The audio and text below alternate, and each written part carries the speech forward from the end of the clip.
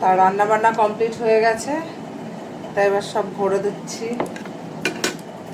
এই যে ফুলকপির বড়াগুলো, চশমাটা দিদি দেখেন।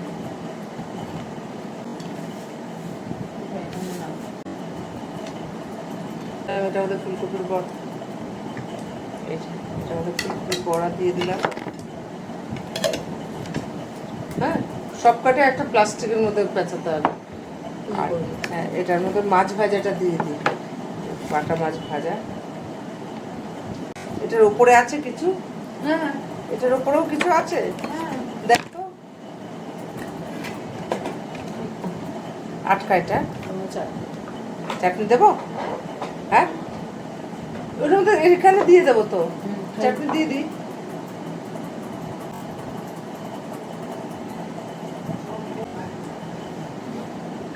এখানে মাছটা দিয়ে দিলাম, আর পুচকি টিফিনটা চাটনি দিয়ে দিই, দিয়ে আটকে দিই।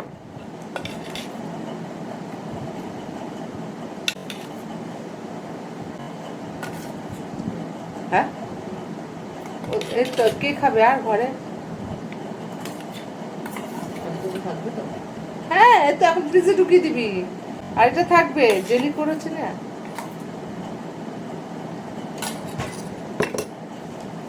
এটা চাটনি দিয়ে দিলাম ওদের তিনজনের জন্য। এটা আটকা তোমার, এখানটা দিয়ে দিলাম।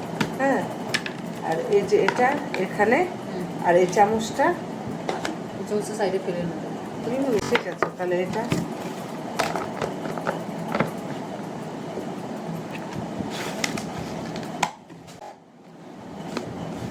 এটার মধ্যে মাছ ভাজা আর চারটে কমপ্লিট দেওয়া। আর কন্টেনারে দিয়ে এটার মধ্যে মাছের, মা কন্টেনার দেখে দেখ কোনটা টাইট। তাই এটার মধ্যে এই যে দই কাতলা করেছি, একদম শুকনো করে করেছি যাতে নিয়ে যেতে অসুবিধা না হয়।